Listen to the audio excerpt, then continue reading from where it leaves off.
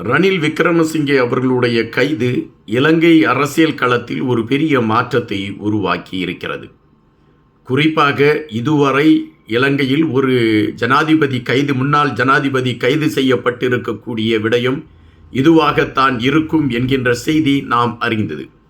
தற்பொழுது நீதிமன்றத்தை மையப்படுத்தி நடந்து கொண்டிருக்கக்கூடிய பரபரப்புகள் இலங்கை அரசியல் களத்தில் தென்னிலங்கையை மிகவும் வெப்பச்சலனத்தில் வைத்திருக்கிறது என்பதுதான் நிஜம்.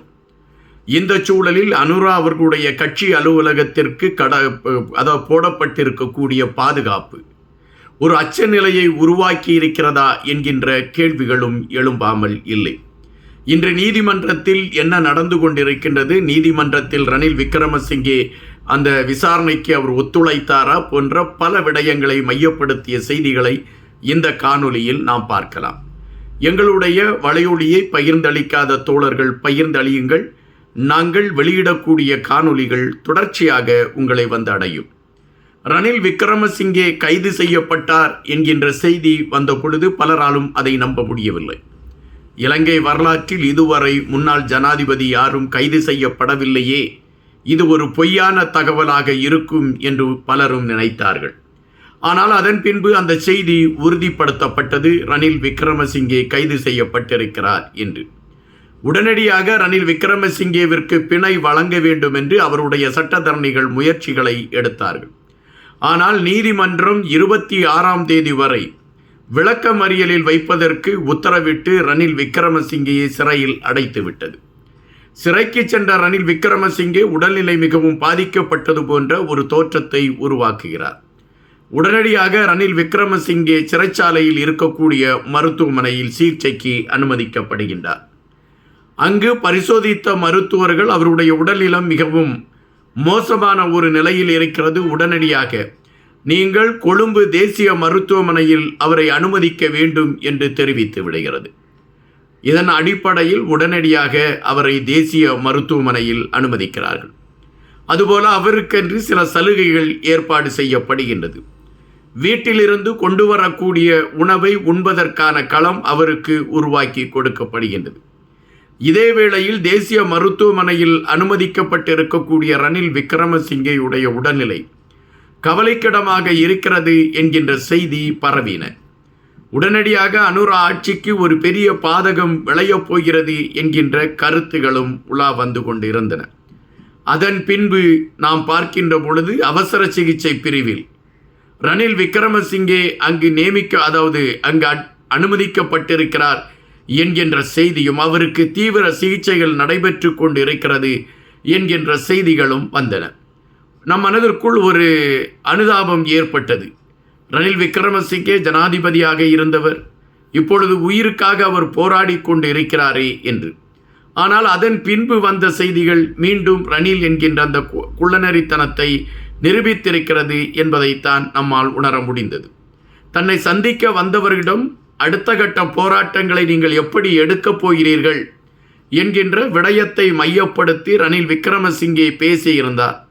தன்னை விடுதலை செய்ய வேண்டும் என்பதை முன்னிலைப்படுத்தி போராட்டம் நடத்தப்பட வேண்டும் என்பதை தான் சந்தித்தவர்களிடம் எடுத்து வைத்தார் என்கின்ற செய்திகள் வந்தன.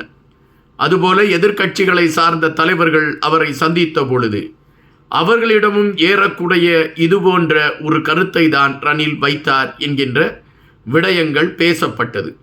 அப்படி என்றால் ரணில் அவசர சிகிச்சை பிரிவில் சிகிச்சை பெற்றுக்கொண்டு இருக்கிறார் என்கின்ற விடயம் ஒரு நாடகமா என்கின்ற கேள்வி பலராலும் எழுப்பப்பட்டது. இந்த சூழலில் இன்று ரணில் விக்ரமசிங்கே நீதிமன்றத்தில் அவர் ஆஜராக வேண்டும்.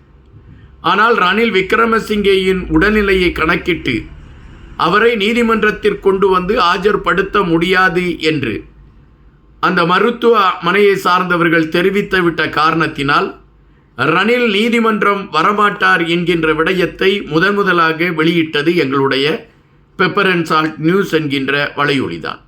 எனவே உடல்நிலை பாதிக்கப்பட்டிருக்கக்கூடிய ரணில் விக்ரமசிங்கேவை மருத்துவ நிர்வாகம் கண்டிப்பாக நீதிமன்றத்திற்கு அனுப்பாது என்பதை மையப்படுத்தி அந்த கருத்துக்களை பதிவிட்டிருந்தேன். இப்பொழுது அனைவருமே சொல்கின்றார்கள் ரணில் விக்ரமசிங்கே நீதிமன்றத்திற்கு வரமாட்டார் என்ற செய்தியை.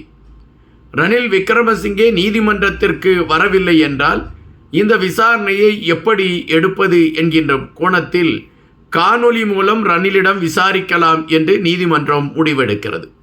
அதன் அடிப்படையில் காணொலி விசாரணையை நீதிமன்றம் எடுப்பதற்கு தன்னுடைய களங்களை முடுக்கி விட்டிருக்கிறது என்பதுதான் செய்தி. தற்பொழுது கிடைத்திருக்கக்கூடிய செய்தியை வைத்து பார்க்கின்ற பொழுது அந்த விசாரணையை நீதிமன்றம் முடித்து விட்டதாக குறிப்பிடுகின்றார்கள். காணொலி மூலம் ரணிலிடம் விசாரணை நடத்தி அவர்கள் முடித்து விட்டார்கள் என்கின்ற செய்தி வருகின்றன. இப்பொழுது போராட்டங்கள் வடிவம் கொள்ள தொடங்கியிருக்கின்றன. தென்னிலங்கையில் பல இடங்களில் இப்பொழுது போராட்டத்திற்கான களம் உருவாக தொடங்கி இருக்கின்றது. அந்த போராட்டத்தில் எடுத்து வைக்கக்கூடிய கருத்து எதுவென்றால் கோபேக் அனுரா என்கின்ற வார்த்தை எடுத்து வைக்கப்படுகின்றது. இனி அனுரா சார்ந்தவர்களுடைய ஆட்சி களத்திற்கு பெரும் சிக்கலாக இது மாறுமா என்கின்ற கேள்விகள் எழும்புகின்றன. எதிர்க்கட்சிகளை பொறுத்தமட்டில் ஒருங்கிணைந்து இந்த சூழலில் தங்களுடைய பலத்தை காட்டி அனுராவை வீழ்த்திவிட வேண்டும் என்கின்ற நிலைப்பாட்டில் அவர்கள் மிக தெளிவாகவே பயணித்து கொண்டிருக்கிறார்கள் என்கின்ற ஒரு செய்தி வருகின்றன. இன்று நீதிமன்றத்தில் ரணில் விக்ரமசிங்கேயின் 300 சட்டத்தரணிகள் ரணில் விக்ரமசிங்கேயின் ஆதரவாளர்கள் என திரண்டு நிற்கிறார்கள். காவல்துறை அவர்களை கட்டுப்படுத்த வழியில்லாமல் தடியடி நடத்தி கலைப்பதற்கான முயற்சிகளை எடுத்து தோல்வியடைந்து நிற்கிறது. ஆனால் ரணில் விக்ரமசிங்கேயை இன்றோடு பிணையில் எடுத்துவிட வேண்டும் என்கின்ற நிலைப்பாட்டில் அவருடைய 300 சட்டத்தரணிகளும் தீவிரம் காட்டிக் கொண்டு இருக்கின்றார்கள். தற்பொழுது நமக்கு கிடைத்த செய்திகளை வைத்து பார்க்கின்ற பொழுது இன்று ரணில் விக்ரமசிங்கேவிற்கு முன்ஜாமீன் கிடைப்பதற்கான ஒரு வாய்ப்பு அல்லது பிணை கிடைப்பதற்கான ஒரு வாய்ப்பு இருக்கிறது என்பதாகத்தான் நம்மால் கணிக்க முடிகின்றது. காரணம், நீதிமன்றமும் நீதியை சார்ந்தவர்களும் அதுபோன்ற ஒரு நகர்வை எடுப்பார்கள் என்கின்ற நம்பிக்கை தான் பரவலாக பேசப்படுகின்றன. ஆனால் ரணில் விக்ரமசிங்கே தன்னுடைய அரசியல் களத்தில் இதனை துயரமான நாளாக பார்க்கிறார் என்ற செய்திகளும் வந்த வண்ணம் இருக்கின்றன. ரணில் விக்ரமசிங்கே பிணையில் வெளிவந்தால் அது அனுரா ஆட்சிக்கு பெரும் சிக்கலாக மாறும் என்கின்ற ஒரு விடயமும் தற்பொழுது ரணிலின் ஆதரவாளர்கள் ஆங்காங்கே எடுத்து கொண்டிருக்கக்கூடிய போராட்டங்களை மக்கள் போராட்டம் என்ற கணக்கீட்டில் திசை திருப்புவதற்கான முயற்சிகள் எடுக்கப்பட்டு கொண்டிருக்கிறது என்கின்ற செய்திகளும் வந்த வண்ணம் இருக்கின்றன. ஆனால் நாம் இப்பொழுது பார்க்கக்கூடிய சூழலில் அனுரா அரசாங்கம் காட்டியிருக்கக்கூடிய அதிரடியில் ரணில் ஆடி போனாரா என்பது நமக்கு தெரியாவிடினும் மஹிந்த ராஜபக்சே ஆடி நிற்கின்றார். தமிழ் நாடாளுமன்ற உறுப்பினர்கள் ஒரு சிலர் ஆடி நிற்கின்றார்கள். இன்னும் சுமார் 20க்கு மேற்பட்டோர் ஆடி நிற்கிறார்கள். அனுரா கையில் எடுத்திருக்கக்கூடிய சாட்டை இவர்களையும் விளாசி தூக்குமா என்பதுதான் இன்றைய கேள்வியாக இருக்கிறது.